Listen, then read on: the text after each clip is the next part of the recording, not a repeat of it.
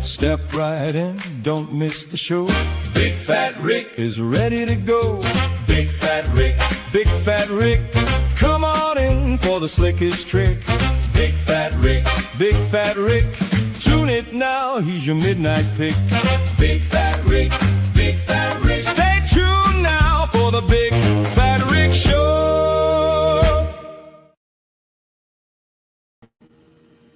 Hey, welcome to another episode of the Big Fat Rick Show.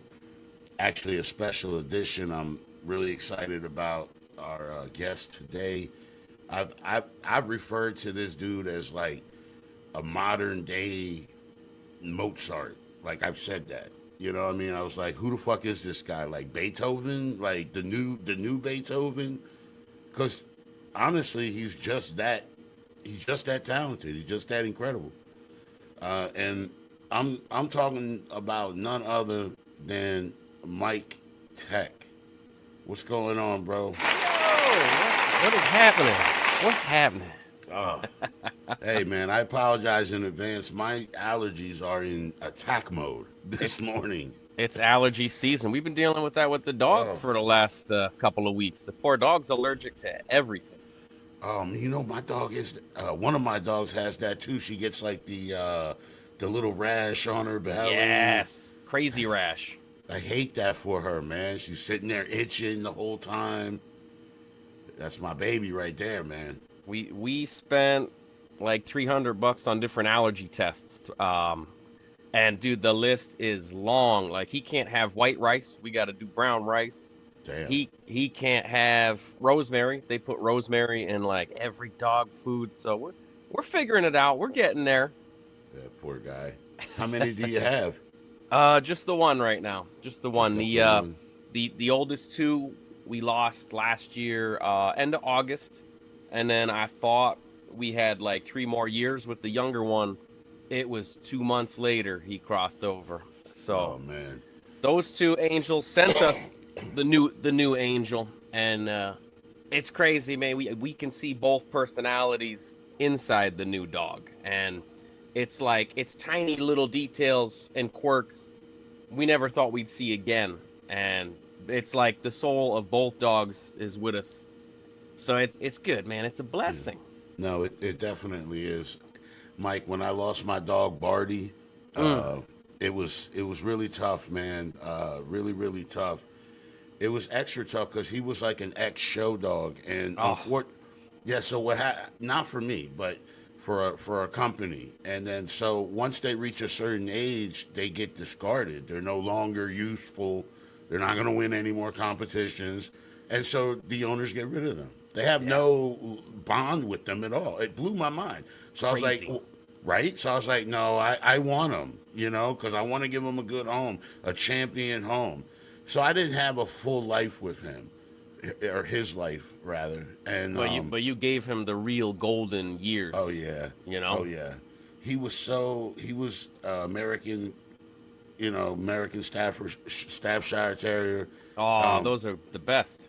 Yeah, purebred, you know, show dog, all that, and he just was he just had a really cool personality, and he wasn't. Here we go. There's some cool personality right now. Here we go. Hey, I need you to hush. Dad's over here working. So I apologize. Hang on.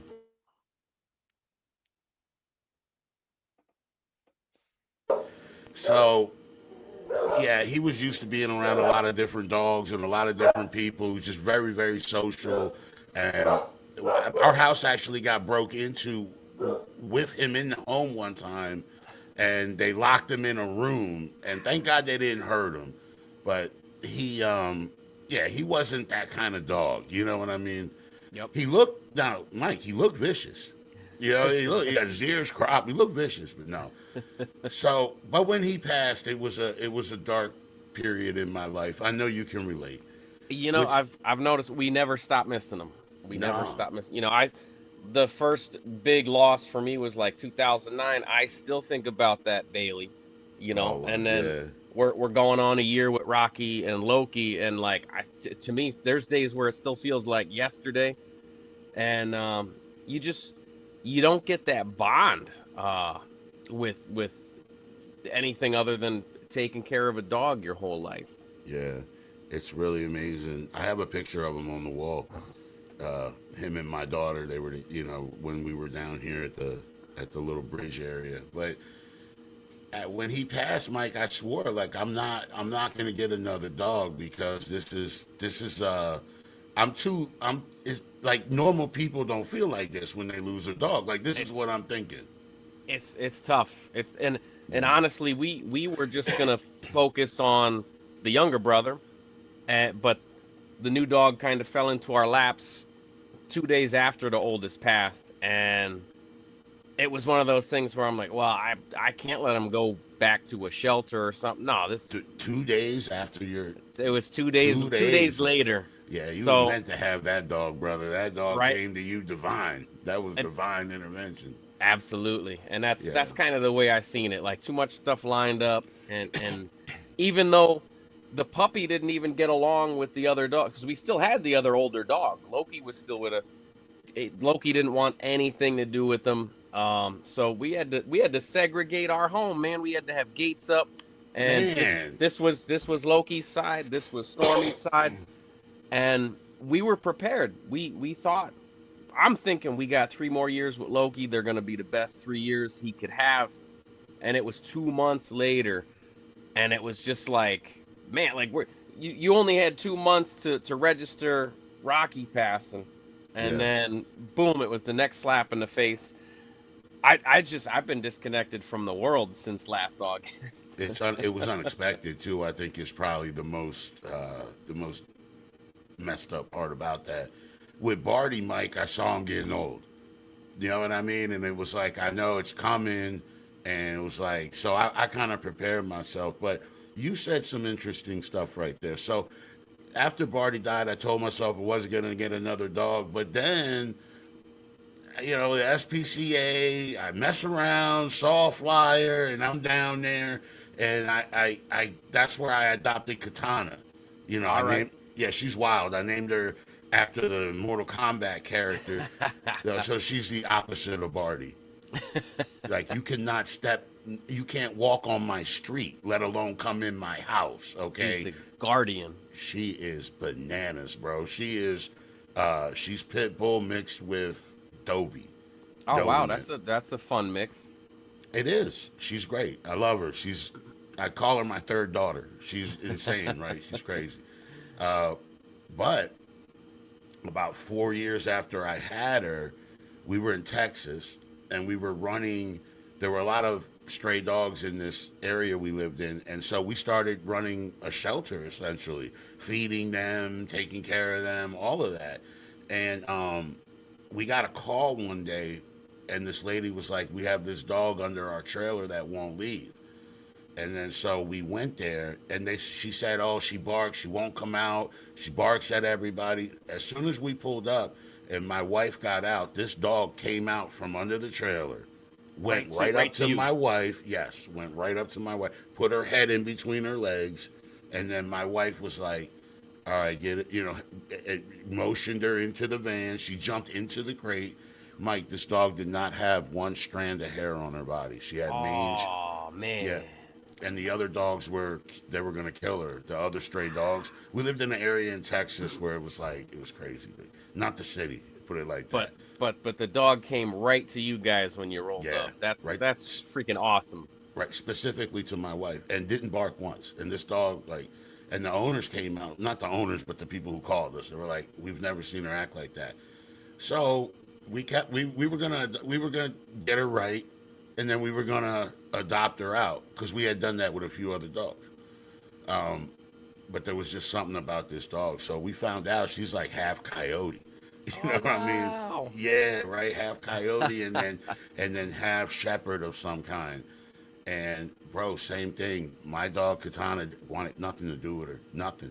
Bro, it wasn't until just now. We had segregation, gates up. When you said it, I'm like, oh, I'm feeling it, bro. Yeah. Felt that. Yeah, man. Like, it's a house divided. Like, every time you got to do something, you're stepping over a gate and trying to give the dogs equal time. And one's a senior and one's a puppy, and it's like, how do you, like mentally, I'm like, how do you even give them equal time? Because like I feel like a puppy needs you to be like on them every minute, Yeah. and you don't want your senior dog to be like, yo, what the fuck? I've been here, It's my house. That's how they look at it. They're like the It, senior dog's like, hey, you know what I mean? This is my house.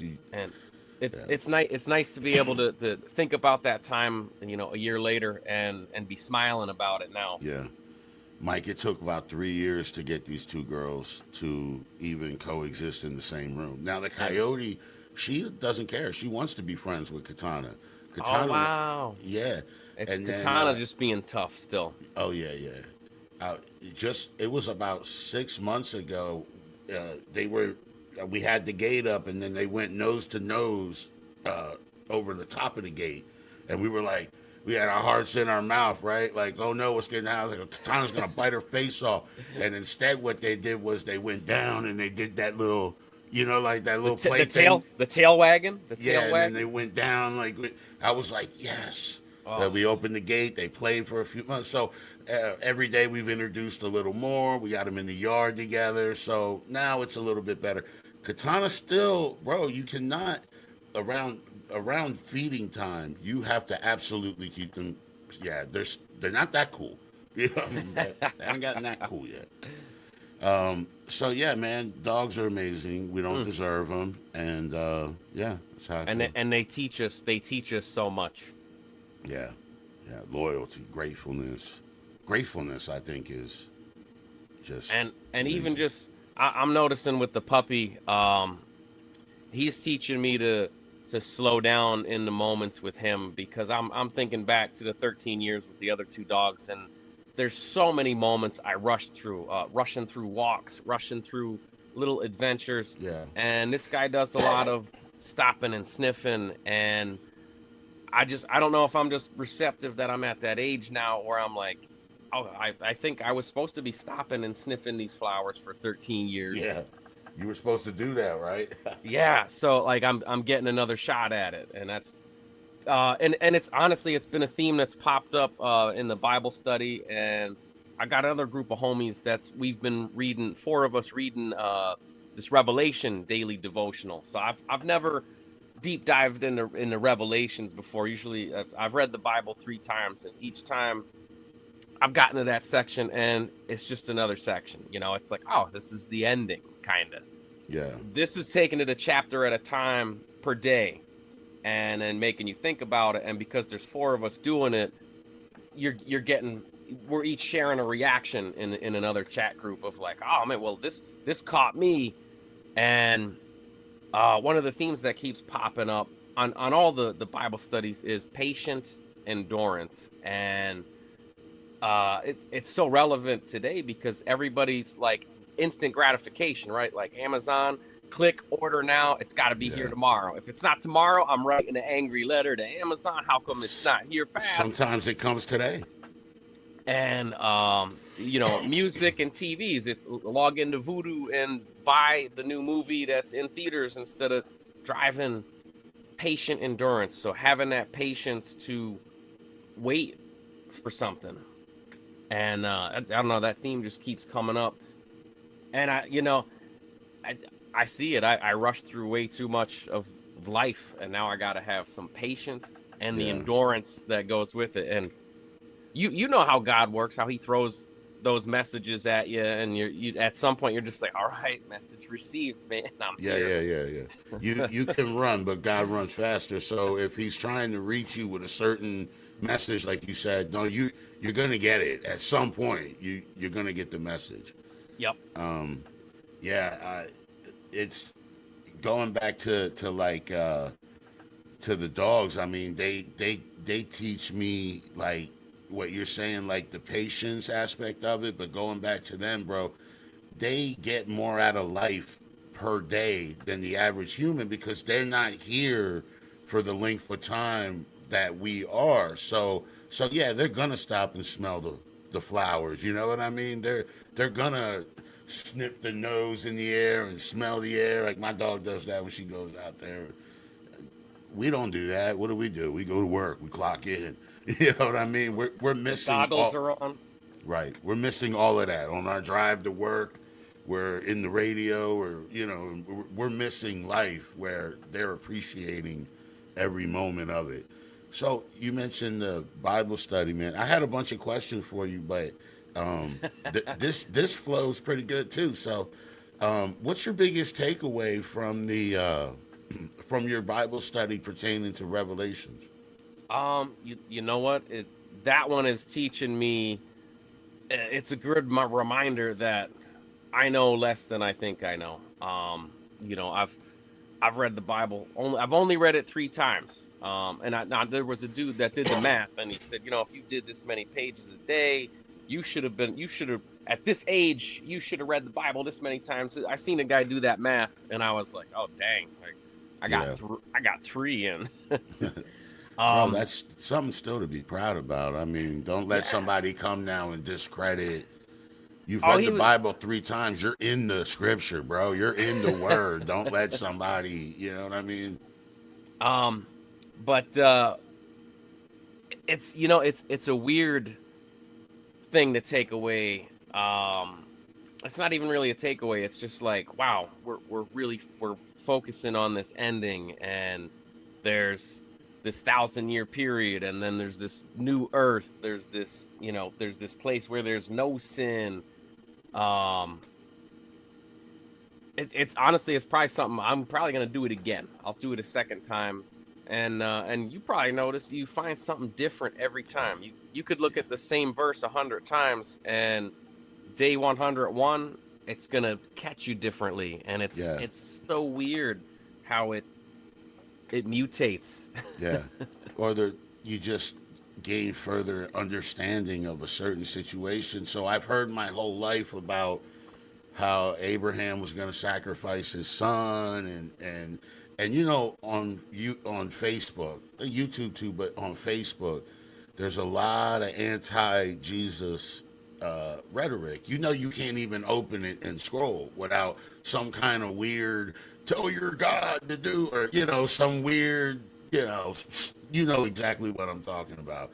And one of the stories that I've been seeing a lot is, well, God would never, what kind of God would want you to sacrifice your son? And then they've been referencing this story in the Old Testament. So I went back, Mike, and I started reading this story, and I was like, why did he test Abraham this way? So I read the story, and I'm now as an adult reading it, and it's talking about how they carried the wood up into this mountain. Now, that area is supposedly where Jesus was later crucified.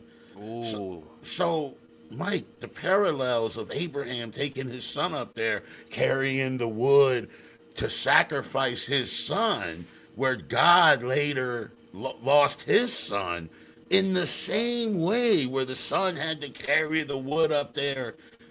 Right. I got to show my arm, but you got my hair standing up. The Holy Spirit's with us, telling that story right now. Yeah, absolutely, bro. So let me take it one step further, Mike. So by them posting the negativity on Facebook, that forced me to research it a little bit better, and now I gained better understanding. Brought you closer. Because of Satan. You see, he always plays right into the hand, man. Always. Yes, and I'm always telling, because I always have friends and family that are like, oh well, I thought I'm supposed to become a Christian, and then life's just good and easy. Well, no, it's not. It's harder almost. Yeah, and then there's just even if you take religion out of it, you can't have good days without bad days. Because if you never have bad days, you don't even know what a good day is. So it would just, it's just a day. It's just a day. Right. You need that. It sucks to say, you need the bad. That it's a balance. It's the yin and the yang. Right. But I love that somebody else's negativity brought you closer. Right. That's crazy. It's amazing. It's perfect. The story means so much to me now, because now I understand what God was trying to teach Abraham. He was like, you don't, he was like, let me see if you would do it. But then when he went up there to do it, he's like, no, you don't have to do this. He's like, but I'm going to do it. You know what I mean? My son is going to die on this hill. Bro, it's incredible. It's incredible. And if I'm remembering right, in that whole story, it wasn't no easy task for him. It wasn't like, oh, okay, let's do this. No way. The whole way was like, man, this is messed up. But I think if I don't do it, then what? Like, oh, I don't want to. There was a big, that was a struggle for him. Right. And but most people, they want to read it at face value of, oh, he was gonna do this. No, yeah, God wanted him to kill his son, and no, God wanted him to know what it felt like.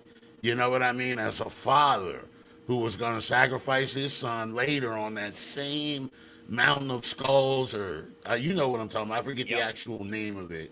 That's how I always remember it, is that mountain of skulls. Yeah, and then I think about He-Man and the Gray Skull, right?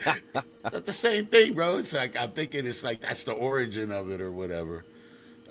Yeah. So, what made you want to start the Bible study in the Acid Cult Bible study?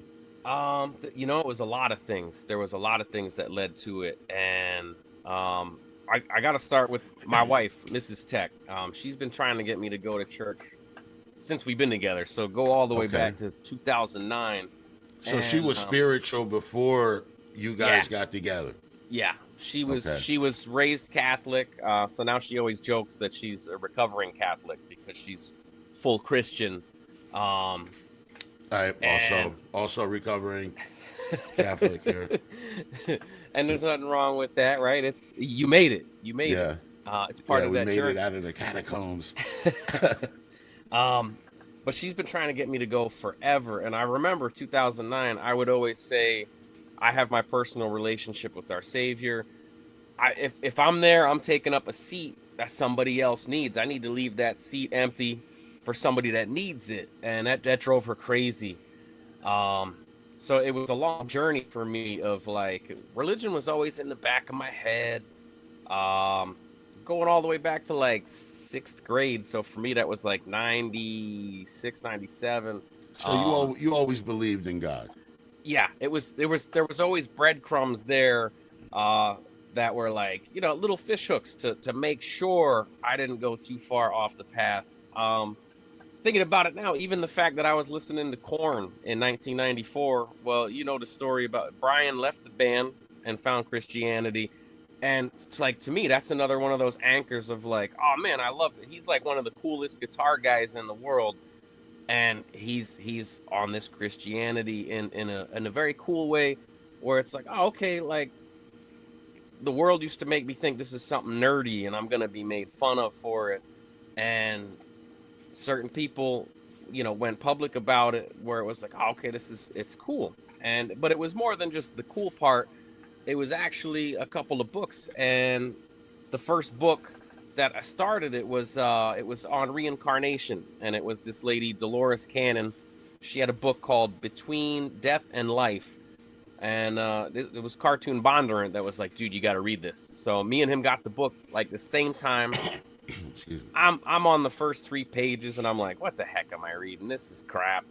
And it was like page 4 or 5. The book just went upside down, and I couldn't close it. I'm like, oh, page turner, page. I gotta read more. And it was really so. And I love that. Again, this is one of those things. A lot of Christians will hear that name and that book and be like, oh, she's a quack. That's garbage. That stuff will lead you to hell. Yeah. And I'm like, dude, her book is the reason I ended up in church. So you're super wrong. You're super wrong about the fact of that book sending you to hell because it brought me here. Right. And even that was, so it started with my wife. Then it was cartoon with these breadcrumbs. And, you know, his intention wasn't even religion. It was just, wow, this reincarnation stuff.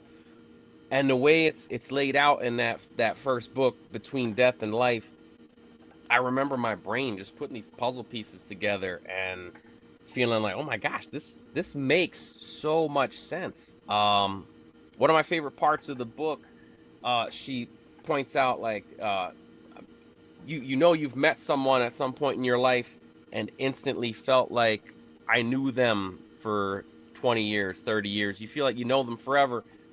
That's reincarnation, because souls come back to Earth together at the same time. So, but like I read that and I'm like, man, I've felt that. Like there's so many times, and not just when I was 10 and 20 and 30.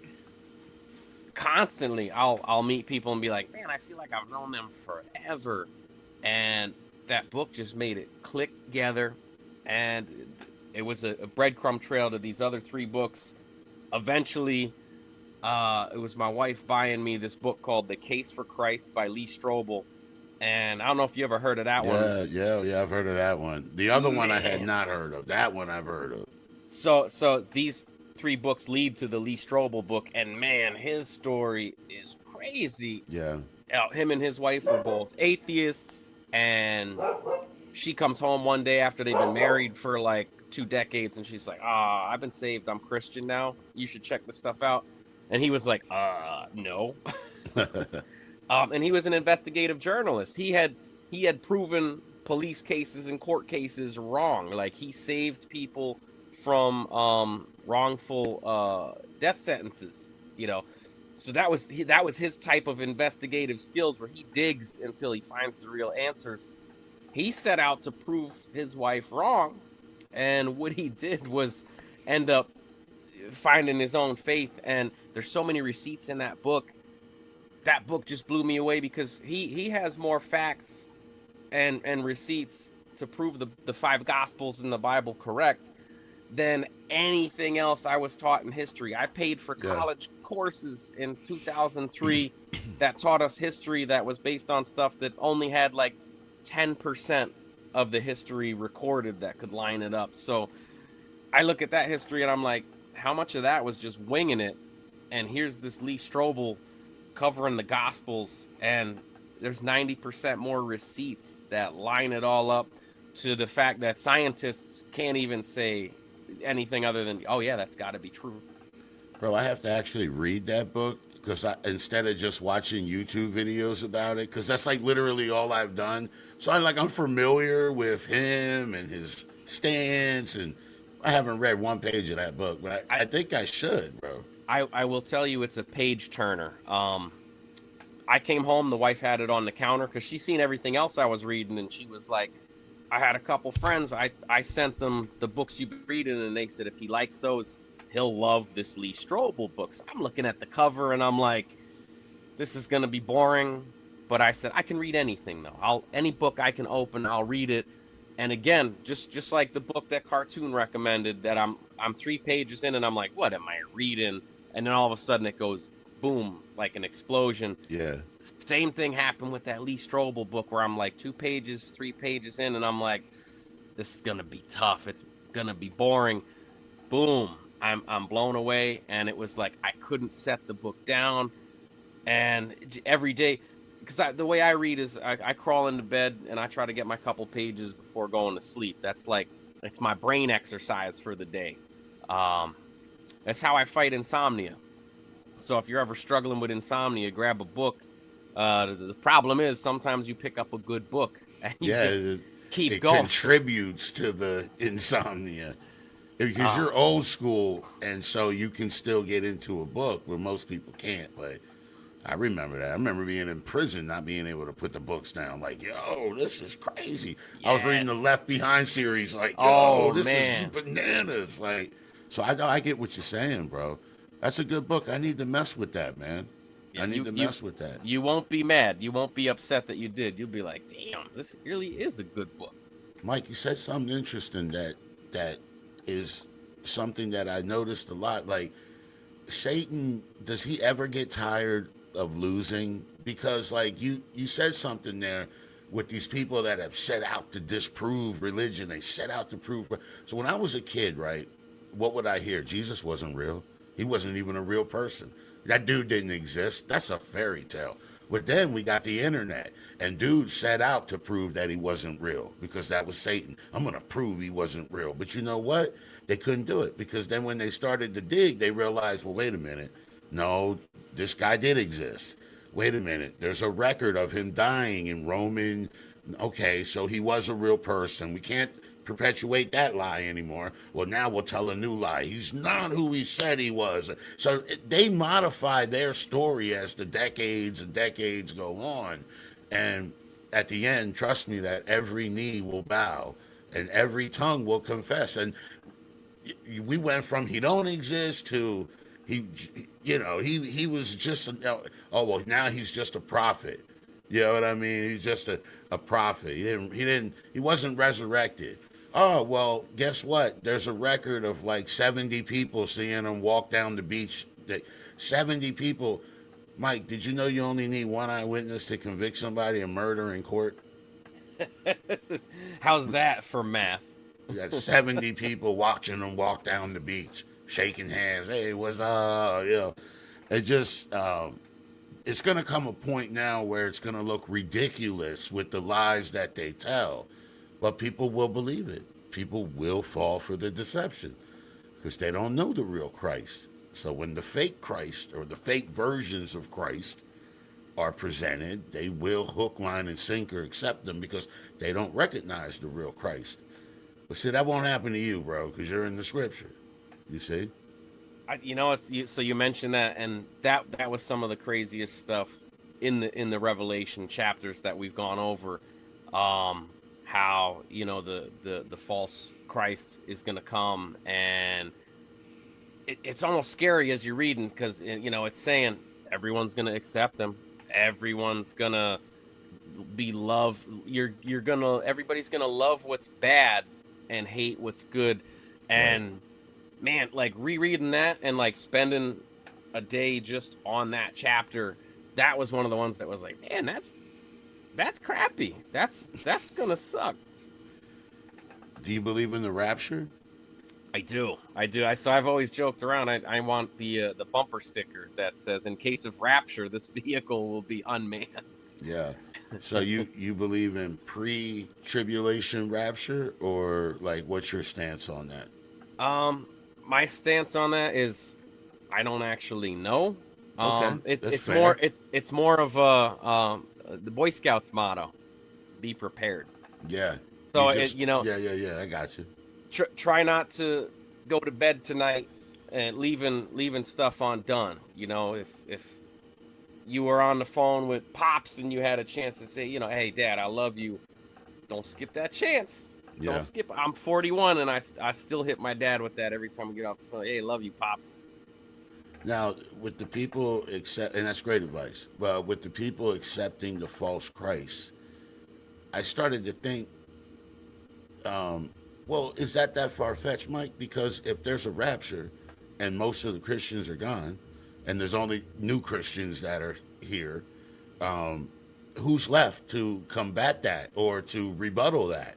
No, they will have their reign. They will have their moment because the Christian church won't no longer be here. And you know what? So you mentioned the Left Behind series. I never read the books, but I remember the movies. And in one of them, Kirk Cameron's character is left behind. Yeah. And so I remember catching that. I'm like, whoa, wait a minute. Like, he's been awesome this whole time and he got left behind. And so I've always kind of had it in the back of my head, like, maybe there is a couple of warriors that have to hang back and be like, Sylvester Stallone, Rambo, but for God after Rapture. I don't know. Who knows? Like you said, there's so much that we don't understand, and I don't, and so it seems like we both have that same attitude where we're like, Lord, we don't really know, you know what I mean? But we believe and we're ready. The false prophet might get us, I think about that. I think, like, man, a really good Trojan horse is a really good Trojan horse. And I don't think he's going to get you, Mike, because Jesus says that those who know me will know my face. And you're in the Word, so I don't think that you will be fooled by it. And so I love that you mentioned that, because that's another heavy part of the Bible too. Because you go back to the Old Testament with Moses, and they, back then it wasn't, you would know my face. It's, you can't handle seeing my face. Do not do not look at me.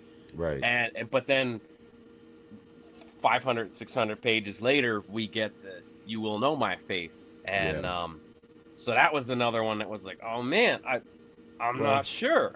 Yeah. Well, that was you got the Old Testament is before Jesus, God walked actually walked the earth. So now we do know the face of God, but we will recognize. He says, "My people will recognize me," and those who are not His people will not, and they're more prone to fall for the false prophet, as you said it. I do want to point out that the word Antichrist translated doesn't mean the one who goes against Christ, because Antichrist kind of sounds like somebody that's going to come and be like The opposite. the opposite of Christ and talk, the hell with Christ. And it's not really that. It's the word Antichrist translated just means the one instead of.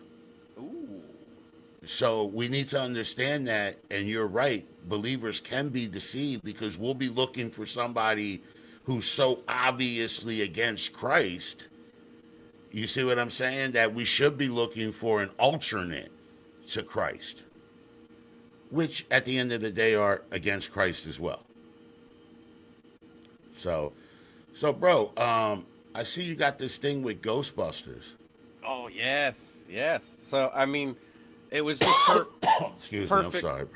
Perfect timing. The movie came out in '84. I was born in '85, so it was just hitting like the old Betamax. Remember the Betamax tapes before VHS? Yeah, I remember that. It was definitely one of the first movies I owned, one of the first movies I watched. And just to this day, those jumpsuits, the proton packs, the car, I still, as a 41-year-old adult, I meet people, and anytime people are talking about their favorite cars, I'll be like, oh, the 1959 Cadillac Ambulance, Miller Meteorite Edition, and they're like, what's that? And now I've gotten to the point where I'm finding there's a lot of the generations that didn't know the Ghostbusters. Even though there was a couple new movies, they didn't know it like we knew it. Yeah, but those movies are terrible, bro. I liked them. I still liked them.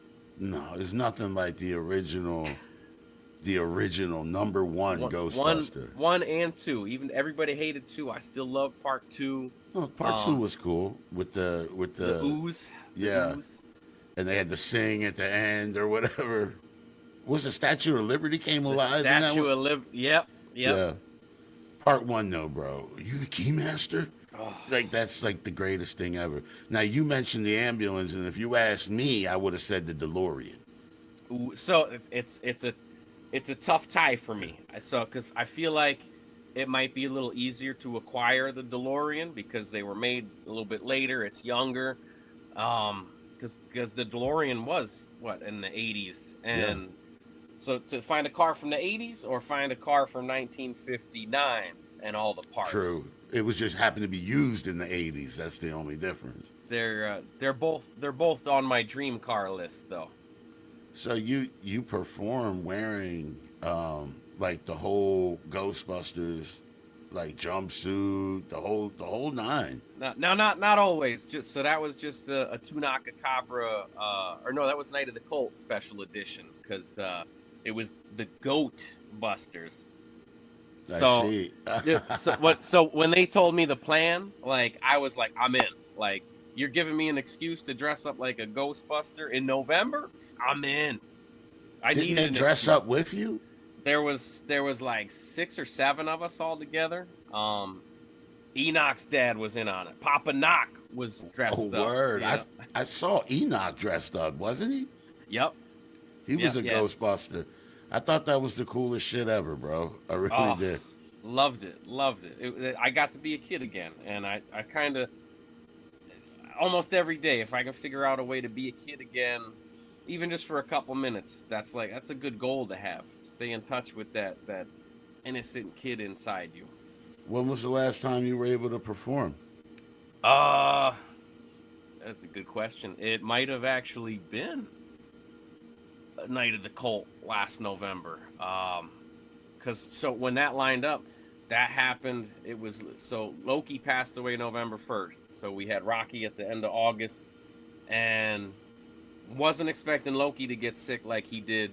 So I had Night of the Cult on the calendar. I was planning on doing it, and then we were trying to figure out how, like, oh man, can we do that? Like, we just lost both the dogs. We got this new puppy.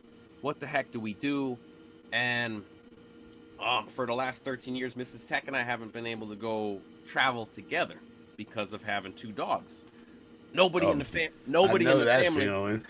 right? So you understand. So we had this kind of agreement where it was like she would find her cool trips to do. Like she went to Salem, Massachusetts a couple times and did the sightseeing around there. She would go on different really cool trips. There's an awesome Noah's Ark thing. I feel like that was out in Kentucky. Yeah, I know about that. And was then, she witch hunting up there? No, that one was just like a fun sightseeing thing, and I don't know what made her think to go there, because I can't even get her to watch scary movies. I think it was just like, I don't know. I couldn't tell you what made her. Maybe it was her friends or her mom that were like, "You should go there." And I heard it's a good time. I mean, it's they nice and definitely everything. Yeah. A couple of the tours to historical places that made their hair stand up. So she brought some sage to burn the sage and cleanse themselves before they went back into the hotel. You know, attachments, man, attachments. They say that's a real thing, bro. I was down at one of those Civil War battlegrounds and saw Gettysburg. Yeah, but right outside of it. Literally in the middle of the field. Like my daughter took a bunch of pictures, and so did her boyfriend, and I have them, and I'll show them to you, bro, and you tell me what you see. I bet you felt it. I bet it felt weird standing there. Yeah, it does. It has an eeriness, and like I said, we took pictures, bro, and you could see stuff. I mean, like, what is that? Like, there was a covered bridge where they hung like 300 people off of, and we were on the bridge itself taking pictures. And also there, we saw some paranormal activity. I feel like that energy doesn't go away. Nah, it's not when you have that much loss of life at one time in one place. It leaves bad. Like a spiritual stain. Yeah, definitely. So she would do her trips, and I would do like my trips. So my trips was usually like trying to get to concerts and stuff. And so you mentioned feeling that kind of energy. On the opposite side of that spectrum, we have Bethel Woods in New York. That's my favorite place to go for concerts, because that was where 1969 Woodstock took place. Oh, snap. So whenever I thought it sounded familiar. So whenever I go to Bethel Woods concerts, man, as soon as you step across that one curb, that one sidewalk, you feel that wave of good energy from everything that's come out of there. All that love and peace. Even though 1969, so much stuff went wrong. Yeah. That held on to good energy there. So like I was front row for 311 there in 2018. Me and Mrs. Tech got to go together. We were front row for Limp Bizkit there 2 years ago. And then I couldn't get front row for Dave Matthews. We ended up with like row 9 for Dave Matthews. But row 9 for Dave Matthews Band was pretty freaking spiritual. Yeah. I like them. They get people call them corny and whatever, but I like their music, man. In the 90s, that coming on the radio on a drive home from work, there was nothing wrong with that. I didn't appreciate them until it was probably 2018 that a friend of mine was like, "Oh, you got to listen to a concert. Don't get a studio album. Listen to they record all their concerts like Grateful Dead did." And so it didn't take too long. I went and found a full concert, and I didn't realize they were like such professionally trained musicians. They can do that crazy improv jam stuff. And I spent like a few years just hooked on jam bands, like, so Dave Matthews, Fish, Mo, String Cheese Incident. I got hooked on that jam band stuff. So now it's almost like made it to my bucket list of like, I want to be so good at my instruments that I could sit down with complete strangers and we could have those jam sessions where the musical minds just click and guitar riffs get noodled, the drum patterns just roll with it. I'll be there. Give me time. Now, that's you bring that stuff up, bro, and when you're not around, I call you Beethoven. You know, I say shit like that dude's Mozart. Like I could never do what he does. Like I'm a writer, you know what I mean? I write songs, I wrote books and just like stuff like that, but I cannot do what you do. And I don't know many people that can. I also heard Snide refer to you as like Fred Durst, and I didn't agree with that. Although it seems like you like Limp Bizkit, which I also fucking liked them when I was younger. Bro, you're more like that dude from Linkin Park. Ooh, Mike the other Mike Shinoda. Yeah, you're more like him, bro. As far as lyrically and because Limp Bizkit, lyrically, you know what I mean. But you're more like Mike Shinoda. He's good. Yeah, I mean he's pretty solid lyrically. He's another one of my favorites. The Fred Durst thing, specifically embracing the name Wish.com Fred Durst. I'm the bootleg version of Fred Durst. It was a hater on, I want to say it was probably TikTok, and I posted. Oh, this comes from a hater. I posted a video and somebody was like, "Why don't you shut up, Wish.com Fred Durst?" And I was like, "This guy doesn't even know I love Limp Bizkit. Like, I'm gonna take that. I'm embracing that." And right. I'm just waiting for a moment to hit just right where I do a Wish.com Fred Durst moment and actual Fred Durst shows up and drops a comment on something on social media or blesses me to come open up the next Limp Bizkit tour that's in North America. Yeah, no, man. I definitely think you're on a different level than Fred Durst. You know what I mean? Although I respect him and love his band, I thought his band was the shining point of Limp Bizkit versus Fred Durst, if that makes sense. Like the band to me was much better than he was. Although, I mean, I got respect for him. And some of them songs are crazy. Well, and you know what? It's like you try to take them pieces away and put them somewhere else, and they'll work, but it never quite worked as good as when that recipe was together. Yeah. The guitar player, Wes Borland, pulled it off. He had another band called Blacklight Burns, and that stuff really grew on me, but specifically one album, Cruel Melody. But again, that Cruel Melody album, I love that one so much because it wasn't just Wes.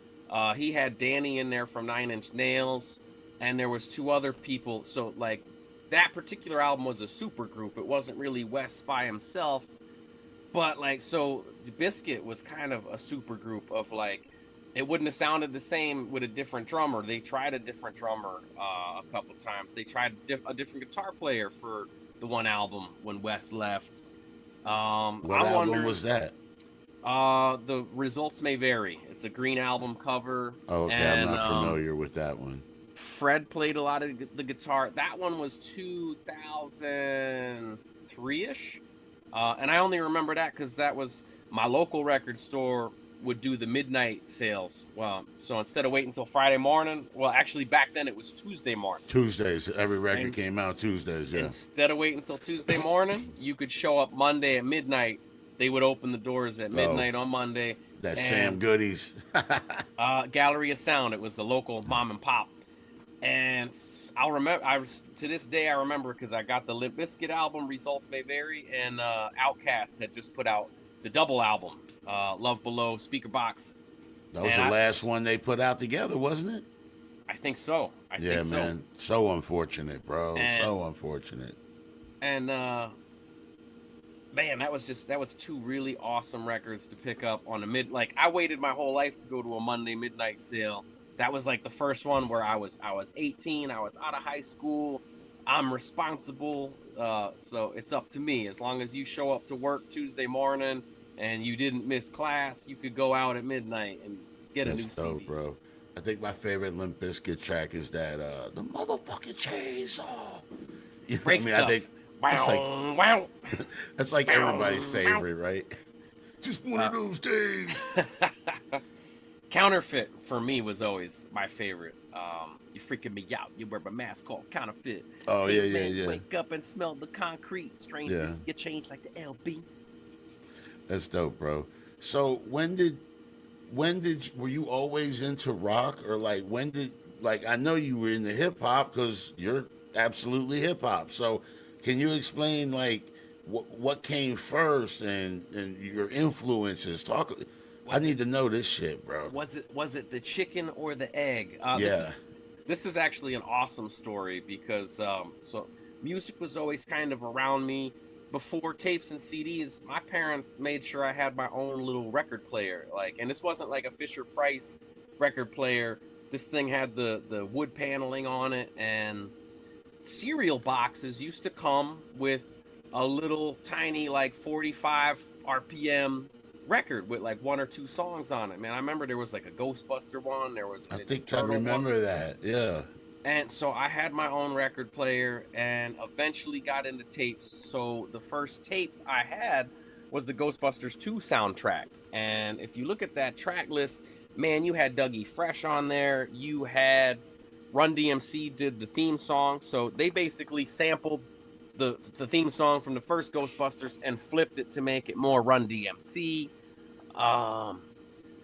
So that soundtrack kind of had a little bit. You had the pop, you had the hip hop. You didn't have the rock yet, but that's one of the first tapes I had was that Ghostbusters 2 soundtrack.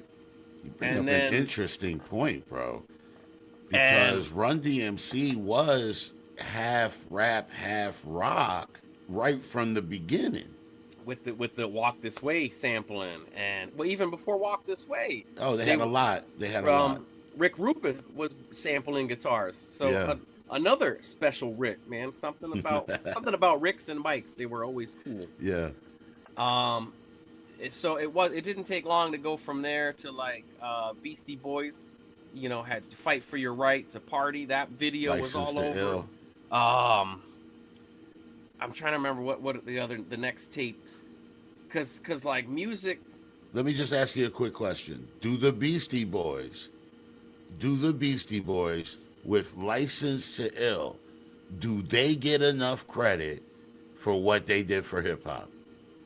I think now they do, but I think at the time there was a lot of oh, these guys shouldn't be doing this. It was weird. It was taboo. Right. And they talk about that in the Beastie Boys book. I don't know if you ever seen that thing. It's huge. It's called the Beastie Boys book. No, I haven't seen it. And I thought it was going to take me forever to read that. And no, it was another page turner. The thing's gigantic. It's one of those things you put on your coffee table and just leave it there to show it off.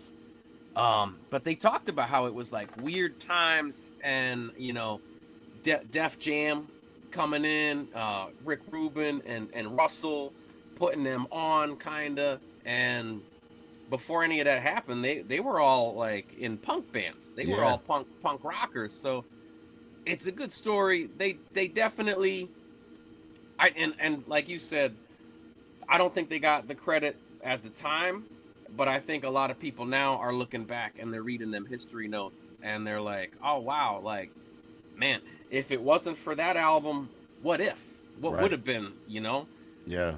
And so that's why I love when people ask me what got me here, because for me it's a nice trip down memory lane of I know it started with the Ghostbusters 2 soundtrack. I know that Beastie Boys video came in. Here's another one, Vanilla Ice, Ice Ice Baby. That was all over the TV and the radio. MC Hammer. A lot of people aren't honest about that. A lot of people won't say Vanilla Ice, and I had a friend one time, Mike, that put it just exactly the truth. He was that motherfucker sold 700, however many, whatever million. Listen, somebody's got the album. You know what I mean? We're all acting like we didn't listen to it and we didn't, Ja Rule type stuff. Bro, somebody's got that album. You sold millions and millions and millions, and we're just pretending we never listened to that. That was always whack. Bro, we listened to it. Yep. So there was the Vanilla Ice, and then because of the album name, this one helps me remember the time frame was Naughty by Nature 1993.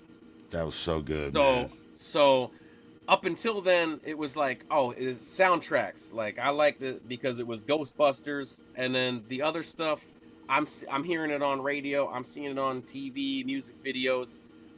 To me, it was I didn't like find music yet where I was like, oh, I need to own tapes and CDs.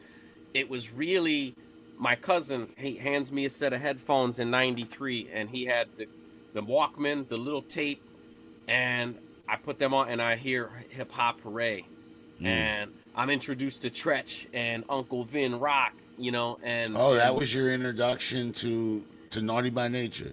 like so. I was introduced to them a little bit earlier with Ghetto Bastard and OPP and. All I'd heard before that was OPP, again, because of the video. So I'd hear the Vanilla Ice video, MC Hammer, then that same station showing me the OPP video. So I heard them, but it was never like, I need to own albums. I need to focus on albums. So my cousin handed me them headphones, and hearing just the way Tretch put words together on that album, and Vin Rock, and the beats, the sound, and so that was Jersey. That was that Jersey sound, but it was like Jersey influenced by New York and everything else that had come out.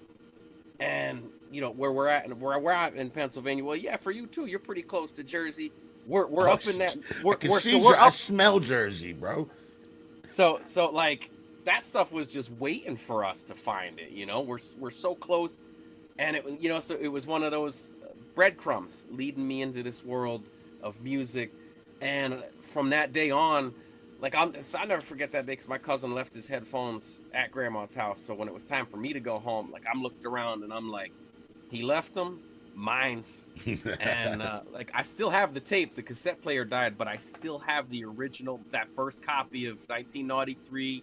Damn, bro, that's so dope, man. I remember the album cover, bro, with the graffiti and whatever. I that album, bro, was crazy, man. The skits on it with the phone call and he's talking about like, oh, I got this record with these horns on, and I think I'm gonna sample it. And he's like, oh, bet. And then it's like, bam, and the radio, the tape says 1 week later, and it's the guy knocking on the door. I remember that. Like, and then the beat comes on, and it's the horn sample. Like, oh, dude, I'm making my hair stand up. My hair's standing up telling that story. Now, Snide said, Snide's a character, right? We agree there. Snide says controversial shit sometimes. Now, I want to see if you agree with him. Snide said that Vin Rock was as good as Tretch and not a hype man. My position was that Vin Rock was an above average hype man, but that Trench was the lyrical backbone of that group. He said Vin Rock is as good as Tretch. Bro, is he nuts or am I nuts? So this is another thing where, just like Limp Bizkit, all those pieces had to be together for them to work. Tretch had a solo album that just came out last year. I liked it, but I was like, man, I need the whole Naughty by Nature. I need the whole thing. That's a tough one to say, because I feel like I listened to that tape and I remember hearing both guys. So no, he's definitely way more than a hype man, and you know, you had to be some kind of good to hang on a record with Tretch. Like, yeah, but was he as good as Tretch ultimately? I would definitely so Tretch definitely flexed some crazy syllable stuff that Vin wasn't doing. So it depends on how you want to rank and score stuff. It'll be almost like looking at the back of a football card and looking at a guy's stats. You'd have to look at stats. I don't look at stats. I look at more like the vibe and the flow, and that's why I say the Tretch solo album left me feeling like something was missing, because I want the whole Naughty by Nature puzzle piece, and that was their producer too. What was his name? Trey or whatever. I forget his name, but yeah. That was a whole team. That wasn't just two MCs. That was a whole team, you know? So yeah, that's where my answer is gonna stand. I'm not really gonna pick a side on that. Okay, I got you. But I will say I need them all together. I need them all That together. makes sense, bro. I got a funny Beastie Boys story, bro. So License to Ill comes out, right? I'm a huge fan. I'm in my room and I'm Run DMCing it up. I'm Beastie Boying it up. I'm LL Cool J. I'm all these different things in my room with the headphones and the tape cassette and all of these things, right? So my birthday's coming up, and this is years later because it took the Beastie Boys, I don't know how many years, to follow up the License to Ill album. Because back then, it's not like now where you make an album every day and all that. It wasn't like that. You had to ride on an album for like a year, 2 years sometimes. I think it was like, I don't even know. We'd have to look it up. Yeah, even 3 years. Yeah, it was a handful of years that we sat on License to Ill. So the name of the new album was Paul's Boutique. So my birthday was coming up. Now, Rick, what do you want for your birthday? Well, I want the new Beastie Boys album. So my birthday comes, I'm opening it up, and it's a Beastie Boys album, but it is not so different. It's so different. It's not Paul's Boutique.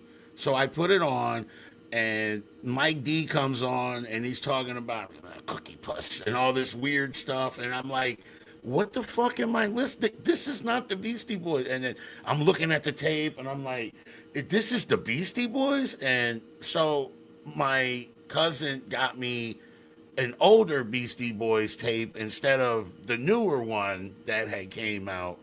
And I was blown away by how different they were compared to the Beastie Boys that I knew. That I guess this was pre-Rick Rubin. I mean, it had to have been. Yeah. Independent. It was like, and it had some of their punk rock roots. Yeah. And Cookie I remember Puss. Cookie Puss was that was the single that got Russell and Rick Rubin to be like, yo, we got to find those guys and turn them into something. See, I didn't know that. And Cookie Puss, so that's a whole good story because that was based off of Carvel ice cream cakes. It had a picture of it on the cover.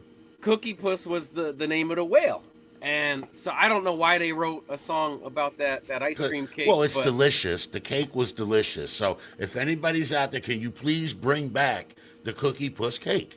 Okay, they were delicious. It was a good alternative to birthday cake. You know what I mean? Can we do this, guys? Can we bring them back, please? We used to have they used to have their own store. It was Carvel Cakes. I know. And that was we've fallen so far as a society, Mike. It wasn't a proper birthday party if somebody didn't go down to Carvel and pick up a ice cream cake. And they had the goofy, messed up stuff. They had like the naked old lady that was supposed to be like a joke for when you turned 80. Or 50, or whatever it was. Yeah, I remember, man. We kind of come from the same generation. That's dope, bro. Those stuff that I say, references that I may make, you obviously, I said DeLorean, you knew exactly. I knew there right was away. No question, bro. You know what I mean? But so we were getting really close to where the rap and the rock blend came for me. So we get to 93, right, with Naughty by Nature. And then it wasn't long after that, another friend of mine on the school bus in 3rd grade, he's got a tape deck little boombox. Green Day, Dookie. Oh, man, that's classic right there. What was that, 94? Was that 94? How many #1 hits came off, or radio hits came off that album? Oh, my gosh. Basket Case, Long View, When I Come Around. I can still put that album on today and just, like, front to back. I don't have to skip anything. Mike, there's not a day that we don't hear a song from that album when we get in the car. If you just channel surf, you'll land on, So that was 94, was Dookie, and I feel like it wasn't even a month later, Snoop Doggy Dogg's Doggy Style debut cassette was in that tape player, so now I'm hearing Snoop, so I had the Run DMCs, I had, all that stuff trickled down at Naughty by Nature in 93, then Green Day hits me, and then Snoop hits me, then we get, once we heard Snoop, then we had to go back to The Chronic, which was actually, was 92? Yeah. So back then, so like you were saying, it wasn't put an album out every year. it was put an album out and spend like 3-4 years selling it. So Yeah, man. Like so really here we are promoting your album. What a concept. for years. Um, so it was always like a back and forth. The next thing after that was Offspring's Smash album. And that was Keep sort them of like, separated. yes, that album, dude. The cowbell on it. Oh. Bro, that comes on and just that's a fun song to listen to, bro. And so what's I remember was the funniest for me about this time in my life when I'm listening to all this stuff, and I remember there was kids my age saying like, "Oh, you can't listen to both. You got to pick one or the other." And I was like, Really? I was like, "Dude, that's stupid. Who the fuck said I got to pick one or the other?" Because back then we listened to everything. So the headphones are on. I'm listening to everything, and that was it. And it was really only in that year in '94 that people were trying to tell you like you either like rock or you like rap. You can't like both. And it was That's crazy. It was very closed-minded individuals would say these things. Yeah. Terrible humans. No, that's crazy, bro. I never heard that growing up. The bands you're mentioning are bands that I discovered later, obviously, but for me, it was like Public Enemy, and then it was like Anthrax. And then it was, you know what I mean? And then it was like, like LL Cool J, but then also Nirvana. And then like there was like these kids today think they invented this genre mixing and get the fuck. You didn't invent it. We invented everything. The internet, everything you do, we invented. We did it first. We did it first. I mean, and better too, in my opinion. So then you're listening to rock. You're doing everything like that, basically that I'm doing. Just maybe 4 years after I did it with those bands or whatever. Yep. And then so when did you start creating your own music? So this now the story gets better. so I always tell people, for me it was really the first house party movie, right? Kid and Play, dude. Yeah. So and I for a long time I thought Kid was a white dude, so I was like, how come I can't get my hair to do that? Like it took me a long time to go, oh, I get it. Like that's why I can't do that. So I loved the high top fade.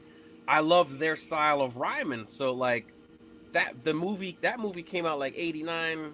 I don't think I seen it till it hit like USA Network. It would stream on, well, not stream on TV, it would play on TV. See how they got that word stream ingrained in us now? And the word content and stuff like that. Play on TV. So I watched like 5 minutes of it and I'm like, oh, I love this. I'm not watching it censored. I lived right next to a video store. I went to my change jar. I got the money out because I'm like, if it's on TV, it's older, so it's going to be in the $1 section. I know I need $1 plus tax. You cannot watch that movie censored. It's not funny if you But right away I knew, I'm like, I love what's happening, but I need to hear every F word. I can't hear the USA Network censored version. So I'm like, maybe 5-10 minutes into the movie, and I'm walking over to my local video store, and I'm there, and I'm like, oh, there's two, and there's 2 movies out because the third one hadn't come out yet. I think the third one came out like 94, 95, but that was the first time that I'm up until then I'm hearing music. I like music. I'm collecting music, but then I seen, because of that movie, I seen there was this art of like, we're gonna throw a party and we're gonna rap in front of our friends. We're gonna dance and we're gonna have a DJ, and it was like, yo, I need to get friends and do that. And we So that movie inspired you. It wasn't really just that it was funny and whatever, like it literally inspired you. Yeah, like it looked fun. It looked fun and it looked cool. It was fun. Right?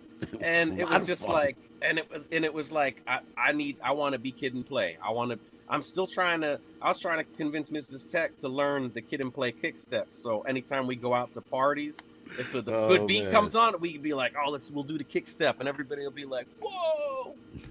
When really, if they even recognize it. I was gonna say, in reality, nobody even knows what we're doing. They're like, what are they? Like, what the fuck are they doing? Tell the old people to sit down.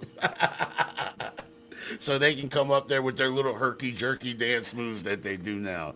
People still do the Dougie? They still doing the Dougie, or is that too old? I don't even. That's too old, bro. That's considered old folks now. You know you're super old when you've now surpassed several generations of old dances. We're all right. Like, oh man, I'm up there doing the Cabbage Patch. I was, dude. That was in the back of my head. I'm like, I think the kick step is like right up there with the Cabbage Patch now. That movie was phenomenal, bro. When he fucking had him up in the air, he's like gonna punch him in the face. He's like, no, yeah. He's like, I smell pussy. Oh my god, bro. Yo, go ahead.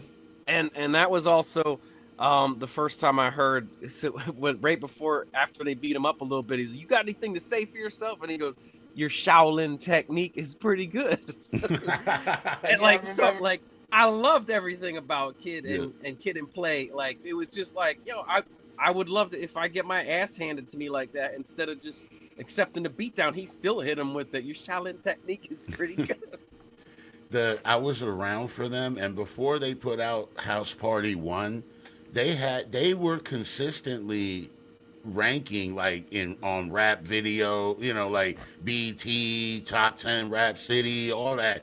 Yo MTV Raps, like they were putting hits out, and then that movie just like next level. But it's almost like the movie was like the pinnacle, and then that's it. You know what I mean? Because after that, I don't remember as many hits. I think they had a couple, but like. They had a whole rap family. It was them, Kwame, with the polka dots. Full Force. Yeah. I mean, they had a whole squad with them. Even when they did the second movie, the white dude, Jamal, he was, what the heck were those kids' named? It was the Dirty Ghetto Kids or something. Jamal was actually from a real rap group that put out an album. So every time they were piecing these movies together, they were trying to shine new comedians, new artists, new music. Yeah. And by the time they did the third movie, I think they were using the third movie to sort of tell you like, oh, hey, we're not really rapping anymore because we're on the production side. We're trying to be managers. And I think it was sort of like you make that movie money and you did what you did. And now you're just, I'm trying to be home more. I don't want to be on the road. And the third movie, that was even the story of, that was the wedding. That was Kid getting married. He's still around. He's still in the business. Dude, I love I see him everywhere doing stuff. He's always on Instagram. He's got his own strain of weed. That's the best. Kid and Blaze. And then Kid and Blaze. So all of that stuff went so well, he started putting out some new singles again. And dude, I've always loved the way he puts words together, because I've never heard a new song from him. I can't remember what it's called, but if you go on his Instagram after our interview, he's got clips on there of the new jam. It's not an interview, bro. This is a jam session. Homies, sharing recipes. I had questions for you, but instead we just busted it up, and it was almost better. Like, fuck scripted questions. You know what I mean? It's good to have those questions are there for as soon as a topic like gets deaded. That's your segue to the next piece of like, oh, okay. Yeah. Since you told the whole Stephen King book. But that hasn't really been happening much here with us right now. So, so you were inspired by the movie. You said, okay, look, that's a good idea. I think we should throw house parties and get the fucking homies over. Yeah, and write raps. So you decided at that point you were going to start writing raps? I started writing raps because if you remember, specifically in the movie, it shows Kid writing. And I was like, at that point in time, I had notebooks. I was just like sketching. I was into comic books and art. And I was like, man, I should be writing poetry and rhymes. Okay, so wait, hang on. So first you were doing art before you discovered. So, bro, you're embodying like how many elements of hip hop here before you even get to hip hop yet? I had the paint markers. I was trying to do graffiti. Okay, so you were hip hop before you were hip hop. That's what it sounds like. So and I didn't even know it. Right, you didn't even know it. But that's because I was trying to draw Ninja Turtles. I was trying to draw Ghostbusters, and then I see Kid's high top fade, and I'm like, I want to write rhymes. and it just kept. It was like this snowball that just kept on growing. And I have never heard anyone say that they started writing rhymes because of House Party and Kid and Play. I find it fascinating, bro. I thought you were gonna say something like NWA, or because those are the people that like inspired Public Enemy, or, Run DMC. These are the people that inspired me. But I love it, bro. I love it. You know what it was, that movie made it feel so much like, instead of feeling like you had to get on a record label and do this, that movie, the first House Party, made it just feel like, oh man, all you got to do is throw a party and you could put on a show. But you needed a friend that had 2 turntables, and he needed speakers, and you had to have the house. You needed the house. You needed a car bigger than Play's mom's car. Yeah. And you're bringing back all these little things that I don't even remember. And don't scratch. If you got a homie that's a DJ, don't scratch up his shit. Yeah. So watching Bilal pull his hair out as his speakers are getting torn up, sliding into Play's mom's car. Oh snap! And bro. then I don't even remember that. And then the car's all packed, and he's like, "Yo, man, there's no room in the car for you. I'm gonna take this stuff over. I'm gonna come back and get you." And like, that was like heartbreak for me. I'm like, hold on a sec. If I got all this equipment, I'm with Bilal. I'm riding with my equipment. You're not taking my equipment without me. And Bilal is like, tell that girl to get out the car. Give me the seat. I remember, bro. And that was the first time somebody goes, ew, dragon breath. What you talking to? So the movie made it seem funny to you, or like fun to you, that lifestyle. But not only that, you actually saw the layer of independence through this method. See, that's not something that I caught watching that movie. And it wasn't even like independence. It was just like, this looks like what would be fun to do. I'm putting on, there's no goal here. I'm not trying to get rich. I'm just trying to put on a party and then rap at the party. Mm-hmm. And it was just so simple of like, there's not all these other goals to attach to it. It doesn't have to be a hit song that gets 5 million streams. Right. It just has to rock this party. That's so dope that you got that from, that you were able to infer that from that movie, bro. So how did it go? So you started writing. So it started writing rhymes, right? Did you facilitate a party? Did you do this? We tried. There was definitely, we eventually had the homie that had the DJ set up, and we would try to get these parties going. We had some different little musical routines, and we just never had a full house. It was always like, the only people that showed up was the people that were working on the music. And I think the one dude is still playing drums, and he plays guitar and bass and stuff in different bands. The one dude definitely does not do DJ stuff anymore, but he started his own business that's doing fantastic. And then there's me, who, hey, I'm doing fantastic. I'm not a star, but I'm blessed. Nah, man, listen. So you tried to you tried to emulate the movie, and it didn't quite go like the movie went. But a lot of people who would have just been in it for like a fad, or like maybe, you know what I mean, like it was just a phase or whatever. So this didn't deter you though. So this the first part didn't go well. Why did Mike continue?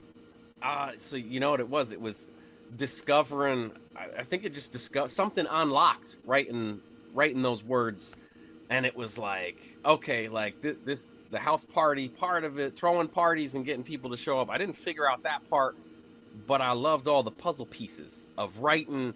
And so from there, it was like, I learned that on vinyl, the backside of the album would have the instrumentals. And so, we didn't have YouTube or places to swipe instrumentals, right, Or now you can just go into Logic and drop a song in and strip the vocals out with the click of a button. They're We so didn't have easy it. now. We didn't have none of that, bro. I'm You over had there rhyming over R&B and whatever instrumental I could happen to get and my hands on. and so back then in the 90s, you had to buy a 12-inch vinyl. And so there'd be like the radio edit, the album version, acapella, and the instrumental. So you had to buy a 12-inch vinyl just to get that instrumental so you could play with it. Just to, so that was the investment we put into this stuff, is like, and so like, and you couldn't even use it. All you could do was like rock it at a party. Right, you couldn't use it for anything. You could, not like you could press a song on it and start selling it or something. And it was so it was like, it was never, oh, we got to do this to get famous. It was always just, I'm doing this for fun. And somewhere along the lines, you start finding the other side of it where you're like, oh, okay, I can put this out, or let me figure out how to. So these were like the puzzle pieces that led me into like, okay, now I need to learn.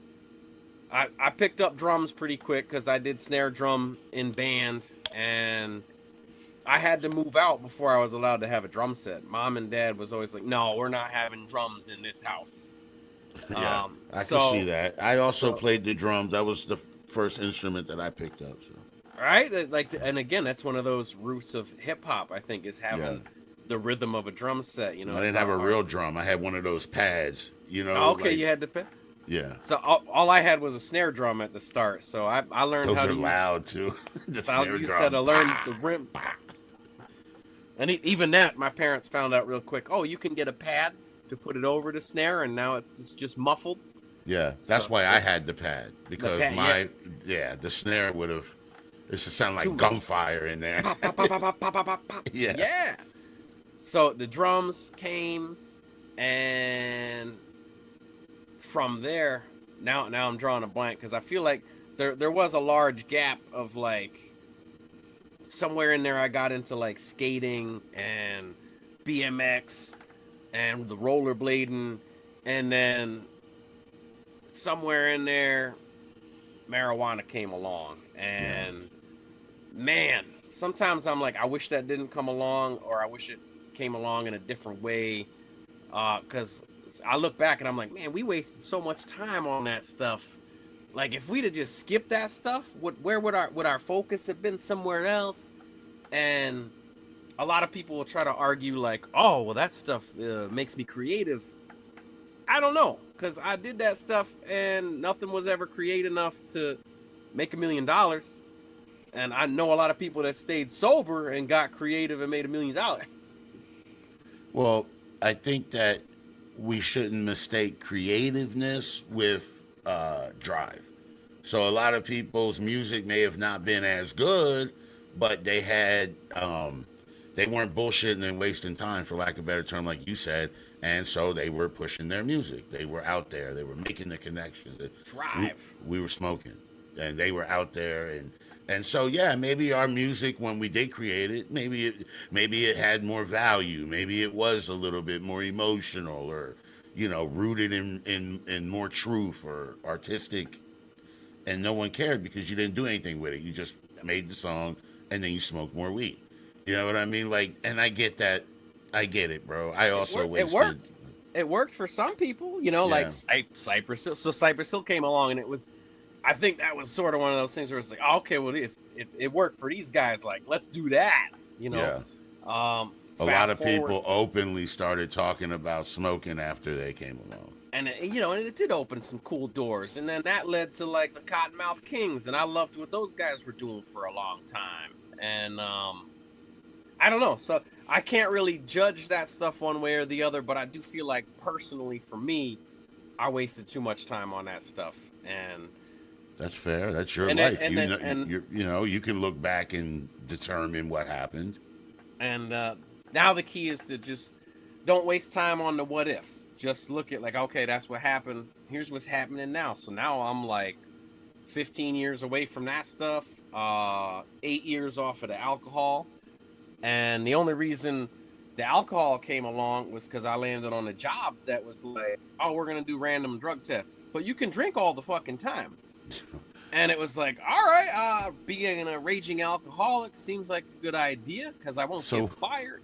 obviously, I think we can agree that the latter is worse than the marijuana stage, right? Because at least the marijuana stage, you were lazy, and you probably didn't hurt people.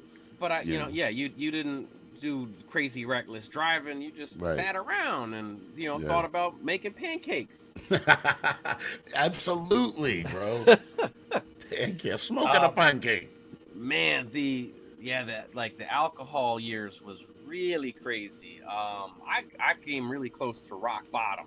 How many Um, years were you on the sauce?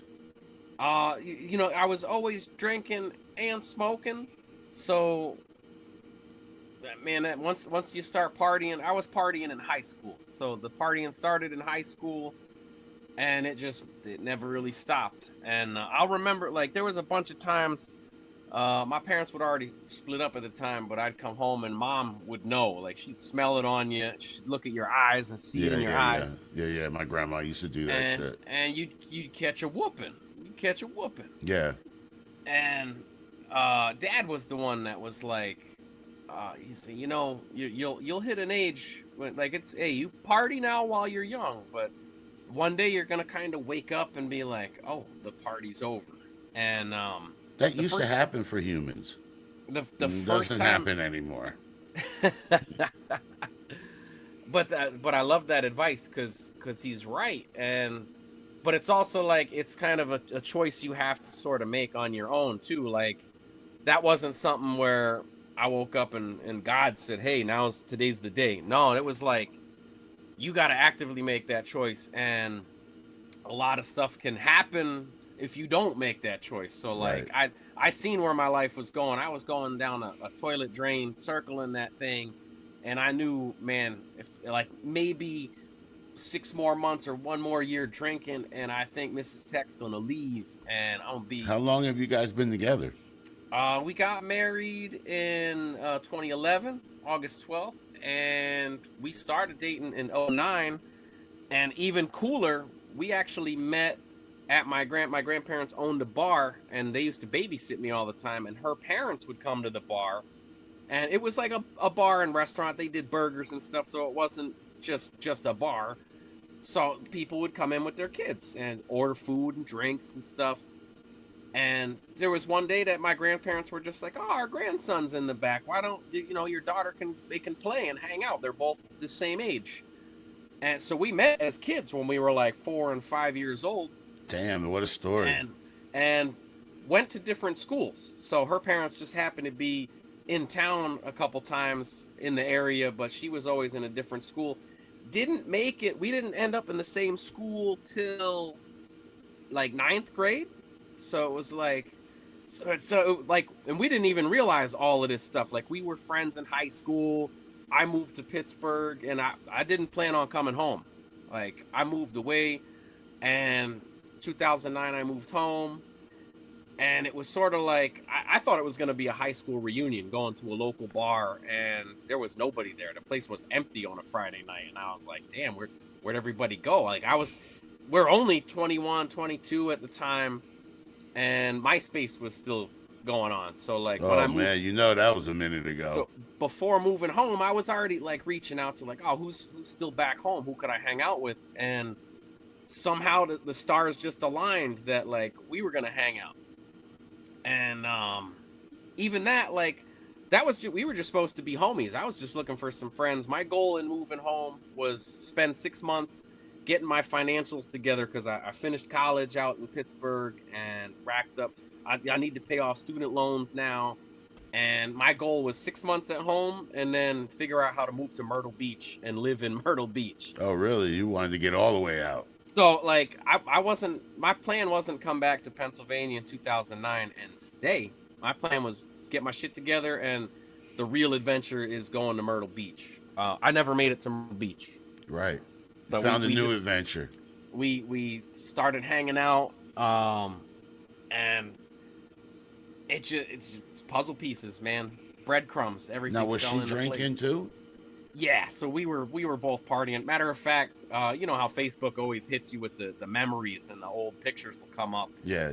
There was a picture of us of one of the like was the second or third party we threw at the place I was renting in 2009, and it's a rough picture to like, because we're both sober now, to see how wasted we were. That friends of ours took a picture after we had fallen on the floor.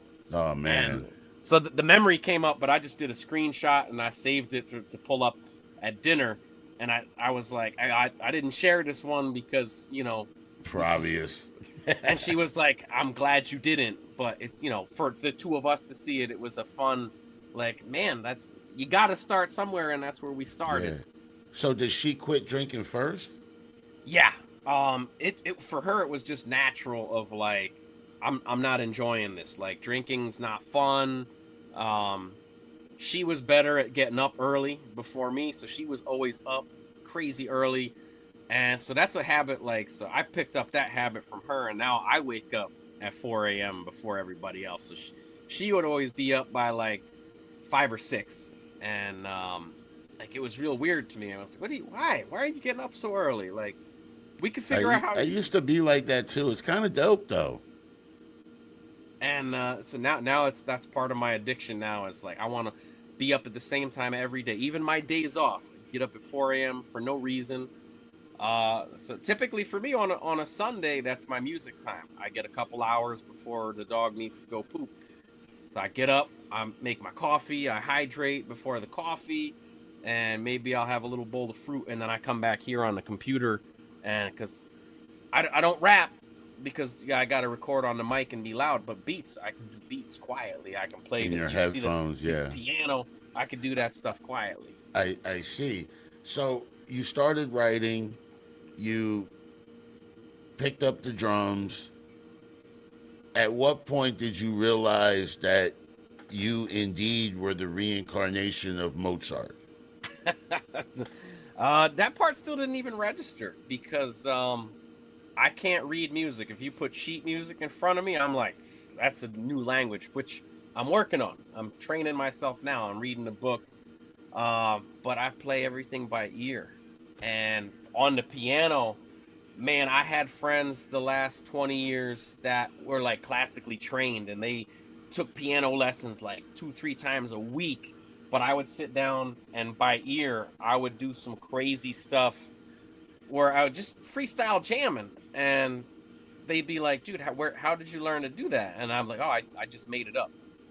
And these classically trained piano players would be so mad that they're like, dude, I spent like a year learning the Charlie Brown song. Sure. And I'd be like, well, dude, that's freaking awesome, because if you told me to do Charlie Brown song, I can't do that. I can't do Flight of the Bumblebee. All I can do is this weird stuff that comes into my head. Right. I it can't gets weird like that. You can only do original shit. Yeah, and I mean, maybe it's there's a tiny part of me that thinks it's sort of that I'm kind of on a spectrum, you know. Yeah, you're on a spectrum, but I don't think it's what you think. Well, and I don't, and like sometimes I say that and people are like insulted, and I'm like, no, dude, like for real, like I learn differently. I might be. I just haven't been tested. No, Mike. There's this classic right here, bro. Listen, there's people that are born with a certain ability, whether it be athletic or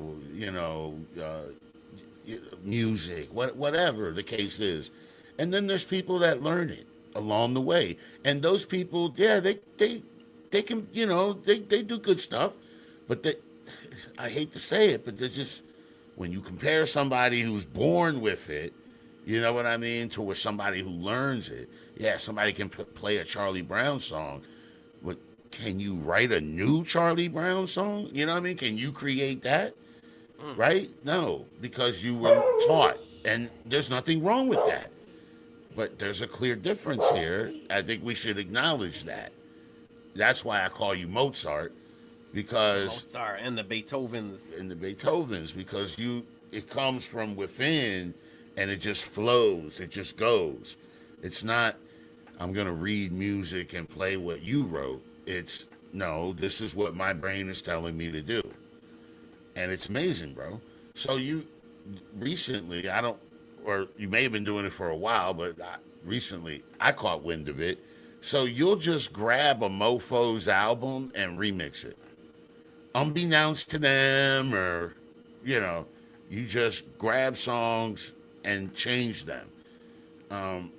You remixed one of the songs I was on, and bro, I, it was the dopest shit ever.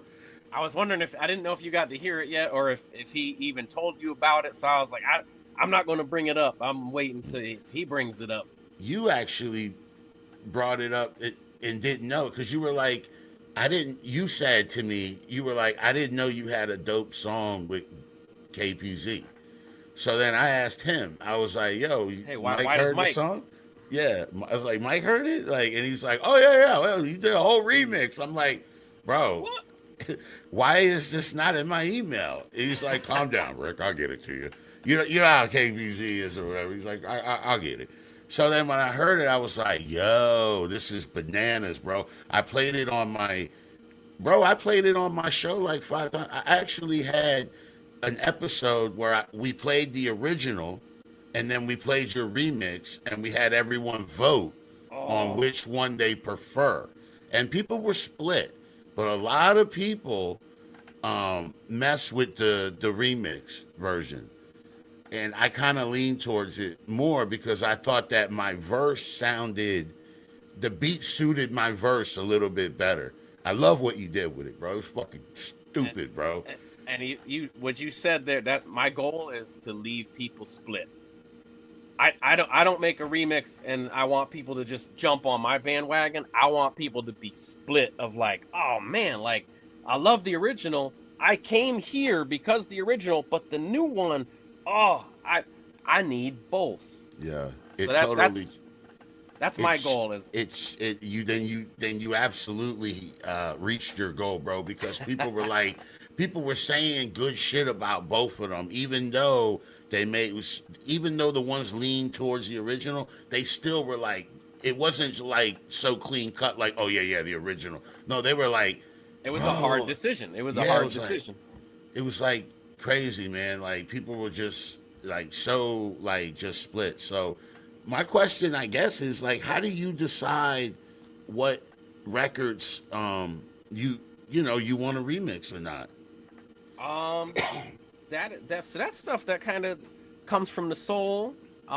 Sometimes I just hear it and I'm like, man, I love this, but what would it sound like if I did it? Like, let me try and attack it. And a lot of that inspiration comes from as we'll go back to Korn and we'll go back to the Beastie Boys. In the 90s, those guys were always doing remixes, but you had to go to the local mom and pop store and you had to dig through the CD bins. And just like the 12-inch vinyls, there was import CDs where there'd be like 5 tracks on the disc, and one would be the original, and you'd get like 3 or 4 remixes. And to me, I don't know why remixes were so cool. I think it was because it was like I found something the rest of the world didn't really know about yet. Like I would go back to school and I'd be like, yo, did you guys hear these Beastie Boys remixes? Or yo, Korn has techno remixes of Adidas and Good God. And like it's cool to hear metal turned into techno and rap. And then it's cool to hear the Beastie Boys even more electronic. And so even like from way back then, it was always like, man, I'm like, how do these happen? How do you build these?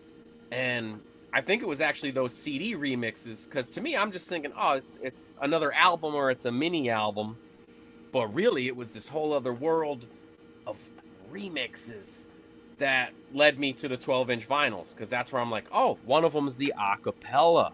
Right. So now I'm like, now I need DJ equipment. I got to figure out how to get the acapella over to here, and then I got to figure out what the tempo is.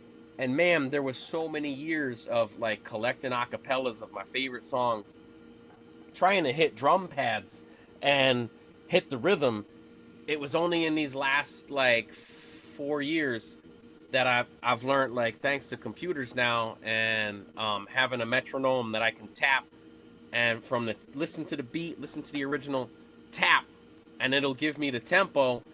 My tap is usually a little bit off, so I have to fine tune it. But I'll get the tempo, and then once I have the tempo, I can put a metronome on and come over and hit it with the boom, boom, bop, but hit the. I'll get the drum rhythm. I see your shorts.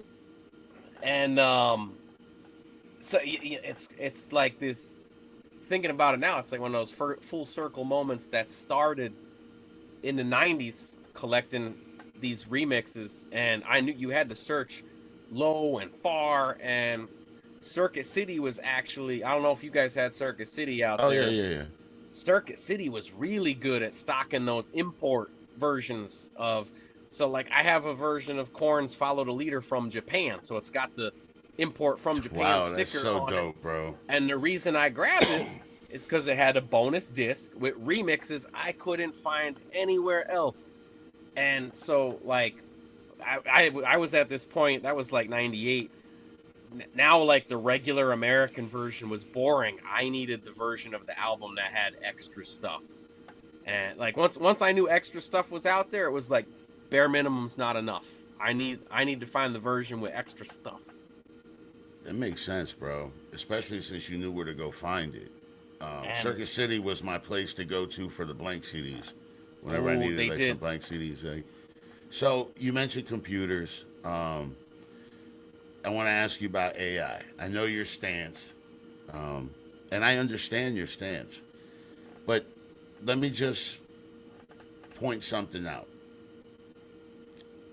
You started chasing down the instrumentals because of the way that you had to strip the vocals from them. It was a whole process. Fast forward now, a computer allows you to not have to do all that. So I guess my question is, where do you draw the line? How come AI is so evil, but then it's okay for a computer to do the other like, you know what I mean? Like we accept the computer, and it's not just you. I'm saying I'm asking you because everybody. Yeah, I mean, because I have people that use auto-tune that are against AI, and I'm thinking, well, you used a computer to tone your pitch in. I mean, I use a computer to make a picture. I don't see really what the difference is. But then they get into what AI is doing to our planet, and it's hard to argue that. But I'm saying, so on a surface level, okay, let's throw out the destruction of Earth. Okay, like ignore no that. big deal. Like just ignore that, the whole thing. We're all dead soon anyway, so. So like, where do you draw the line? So a computer, how about a computer-generated drum track? Is that not technically AI before AI? Like, where do we draw the line, Mike? When does it stop becoming art? I think that's a constant moral dilemma for everybody involved, and it depends on how you feel. You could be for it, you could be against it. I mean, I've used it, like so I used it for this artwork here on the Chewbacca Corn Cabra. The album before that, the Good Thursdays Lost and Found. So I used to use it for art, and it didn't get real for me until these big developers bought, like, there's like 6,000 acres of land in my backyard. Yeah. Bought. So it's like, wow, it's any day now. The crazy construction's gonna start, and then how long before my water's gone? And because I'm on well water. Part of the reason we're supposed to be ignoring your downfall.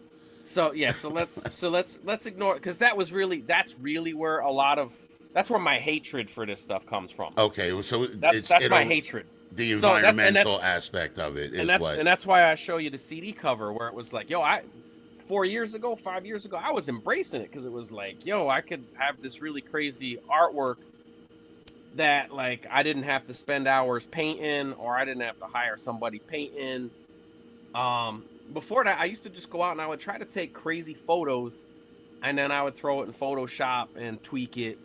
So I definitely embraced it at first, and I didn't really start thinking deep onto it until I seen this old clip of Prince, and I love this clip, and it's probably one of the reasons why I dusted off my guitars, and I'm really trying to learn guitars. So this interview was from the 90s. It was around the time that the drum machines were really starting to pop off, and there was more and more with computers. And this interviewer was like asking Prince, you know, what's your stance on people using computers? Now, he didn't knock it down at all.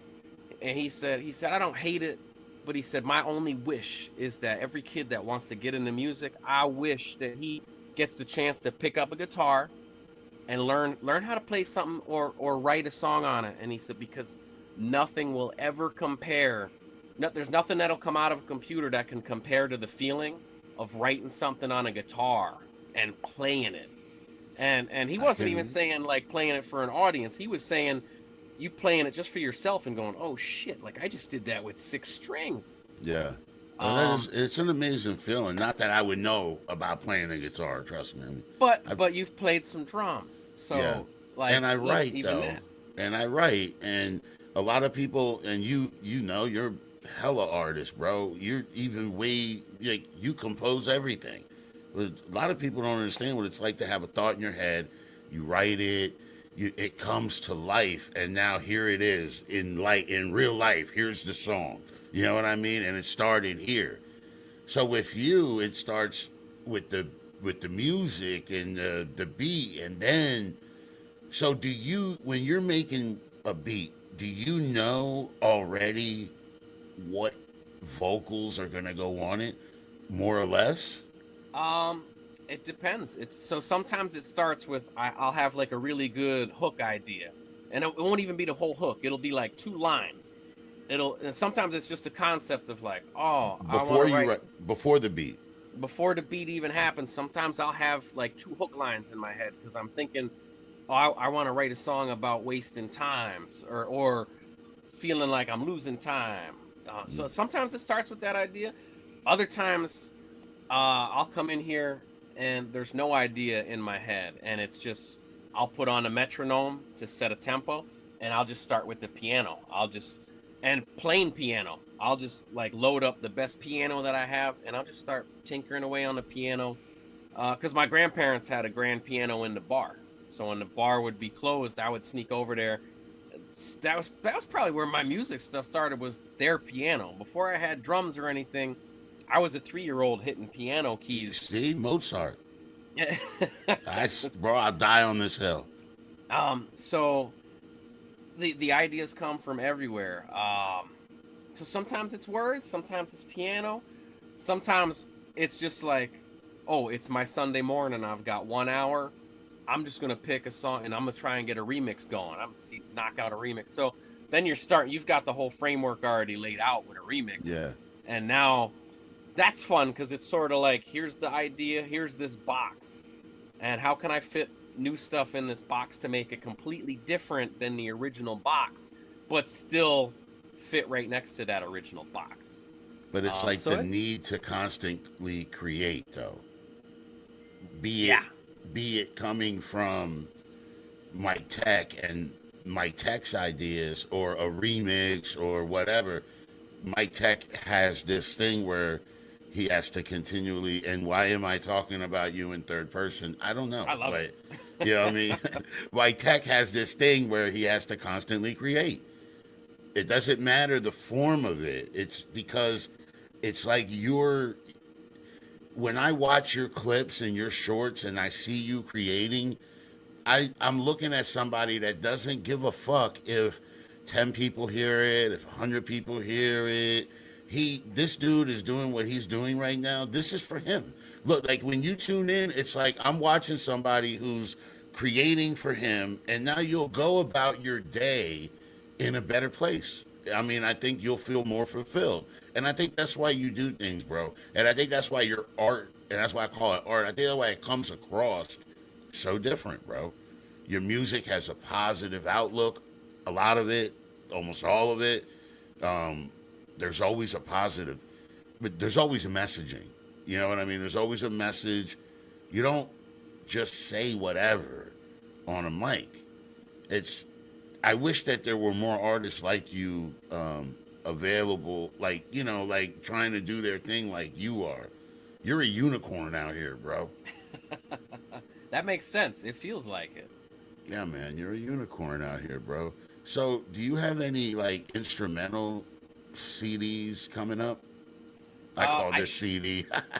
I love CDs still. Yeah. You know, I should actually. I'm sitting on like 1 or 2, and they were supposed to be Mike Tech albums. And as the time's passed, I've sat on them so long that I'm like, man, I'm not hearing it with my vocals anymore. You outgrew it.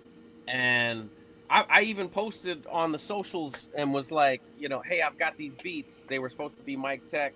Should I just drop it as a beat tape so y'all could hear it, or should I wait till I get lyrics? And like, it was almost unanimous. Everybody was like, yo, put lyrics on it and then put it out. And I'm like, oh man, like I was hoping to have like 20 people like, yo, drop them beats. So I stopped. Then like, if I'd gotten the votes, I would have just dropped them as 2 different beat tapes.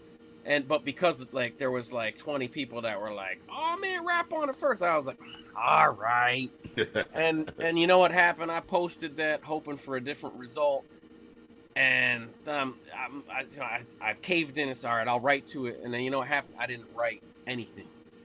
And I've had a handful of people like, yo, man, I need a Mike Tech feature. And I'm like, dude, I've got to be honest. I haven't.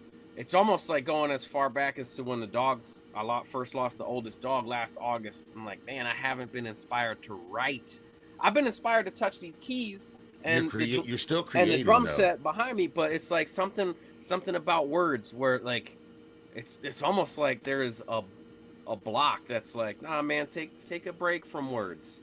Like we started this interview and I said this patient endurance.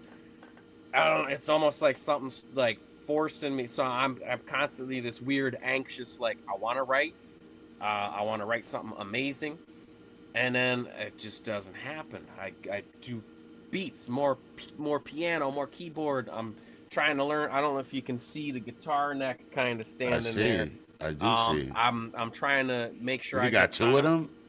I got the bass, and in the back, and then in the front I got the Jackson. The standard. I got a Fender up against the window, and the big case is my acoustic.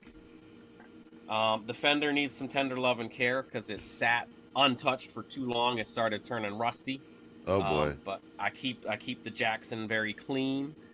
I've had the bass and the Fender since like 2006, 2007, and I never made time for this stuff. So like stopping to smell the flowers, I need to smell them flowers. Can I float something by you real quick? Absolutely, float it. Is it possible that Mike Tech has evolved to a point where the keys are the words? Dude, like I almost like, as you started saying it, I knew where you were going, and I was like, yo, this guy's got it figured out. Mike Tech don't need words anymore. That's what I'm saying. Like, is this where we're at? And I want to say, I keep telling myself, I'm like, man, there's 2 albums I want to make, and I'm just waiting for the messages. And I shouldn't say that's a terrible way to say, like I'm waiting for the song to come to me. I don't get it. I understand. I don't know if they'll get it, but I get it.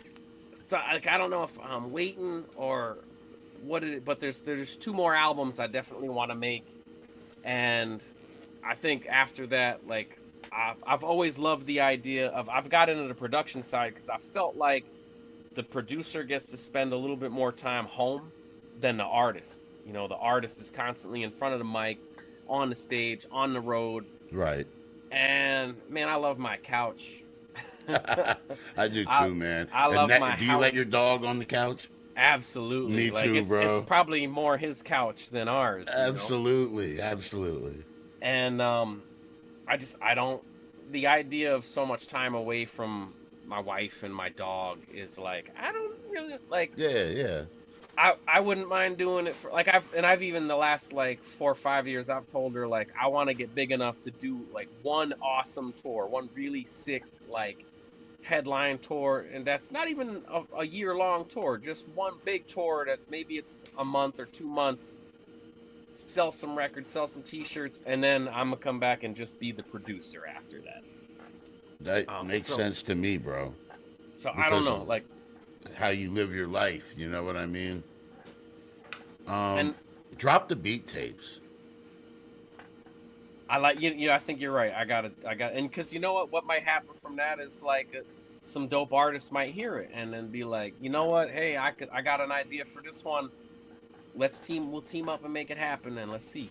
Yeah, there might be a couple dope artists. I mean, one could be named Rick. I know there's a guy out there named Snide. He's pretty high on you. You know what I mean? I mean, as he should be. Anybody who gets to know you, bro. Anybody who talks to you for 5 minutes. I love. So speaking of Snide, I love that he was telling you about a song we did, or he did on one of my beats, and so you didn't see that it was labeled Mike Tech remix or Mike Tech beat. You're just hearing it, and you were like, "Yo, is that a Mike Tech beat?" So he's telling me the story. He was like, "Yo, Rick recognized." He said, "You got a style." Rick recognized your style before I even said. And that was always one of my favorite things, because that's happened a few other times with my music stuff, is an old friend recognizing my drum style 20 years later. Like, I sent him a new song. He was like, "Man, them Mike Tech drums." And I was like, "What do you mean on them Mike Tech drums?" And he said, "Dude, man, you're doing drums. That sounds like the drums you was doing when we were in college together in 2003. Yeah. Is it And the I'm drums? I don't know what it was. It's just a certain vibe, a certain sound. I was like, oh, that's Mike Tech. I was like, you're working with Mike, man. He was like, yeah, how the fuck you know that? How'd you know? I was like, So because I pressed play. What do you mean? Like, it. So you guys sounded good together, though. I heard the song. And you guys should work together more. Drop the beat tape, bro, because like you said, a lot of dope artists respect what you do. You know what I mean? And they probably jump on that, bro. Even just to get them out, like I've had there was a lot of mentors saying, put out your beat tapes, and because you never know, Nabisco cookies might come along and be like, "Hey, we could use that in a commercial," and nobody knows who Mike is. Mike's going to be a lot more affordable than asking Dr. Dre for a Nabisco commercial. Nabisco wouldn't go to Dr. Dre. They do exactly what you just said. There's somebody in my community, Rick Ruger, who's getting placed on different shows, and they don't want well-known people. They don't want to pay 50 grand for 30 or 5 seconds of whatever. Like, they want to pay a couple $100, $1,000 or whatever. That's where I'm leaning. I want to make that money, and then after I make that money, I can sit here and go back to just making what I want. Yeah. Well, making like you said, making it for me. You make it for you, and then if somebody else comes along afterwards and says, "Hey, that's for me too," then okay, fine. You know what I mean? But you don't concern yourself with that in the process.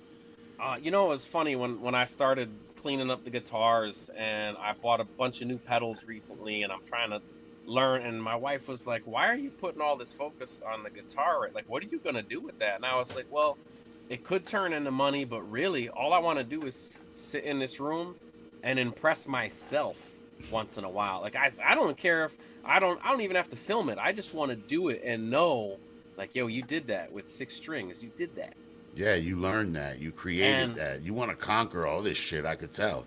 And the look on her face when I said that was awesome. Like, I knew it hit her just right, that she was like, "Oh, okay." Like, she thought I had like a harebrained scheme, that I was like, "Oh, I'm gonna start a band and I'm gonna disappear."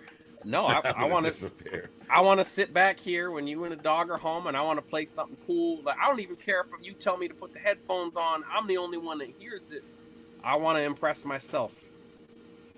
And that was just one of those special moments. You know, that's one of the reasons we've been together so long, is we have a lot of those moments. Yeah.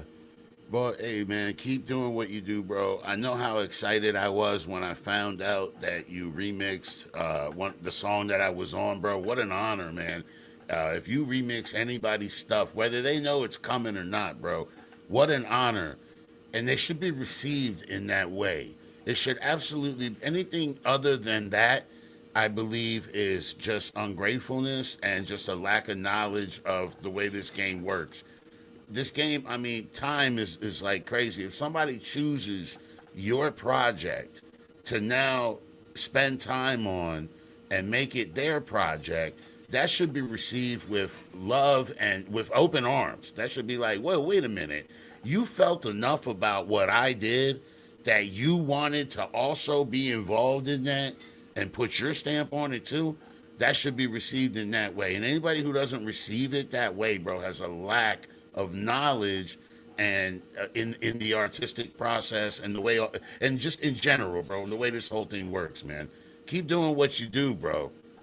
You're a unicorn out here. You know what I mean? There's not many of you. So much love to Mike Tech, bro. I really appreciate your time, man. This is special edition interview. This has been one of my favorite ones, Mike. Much love, my favorite bro. ones. Hey, I really appreciate you, man, and I've learned a lot, bro. I learned a lot from you today. And I learned a lot about myself. I didn't even know. That's what's up, bro. And I got to learn some Rick too. And let's do this again. You know, we'll let some time elapse, and we'll come back and revisit in like a year or two and see what changed. Yeah, maybe before then, but hey, whatever's comfortable with you. I also have the show on Sunday. If you're ever free, you could join me on there, and we can have discussions on there about Revelations, and we can get a little further into that. You know what I mean? You know, since we were talking about that stuff today, technically this interview was also church, because there was two of us having that conversation. And you know what happens when there's two of us having that conversation? Something told me, I was like, my hair is going to be standing up today. The Holy Spirit's going to join us. So there was a third member in the chat. Yeah, I think he's always there. When you said there's two or more, then he is present. Woo! The hair's standing up again. Hey, man, God bless you, bro. And amen.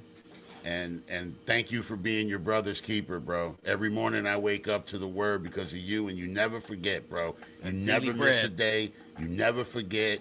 And some days it's a little bit later than others, but I tend to wake up to it already there, man. Much love, bro. Hey, stay blessed, man. Yeah, man. Mike Tech. All right,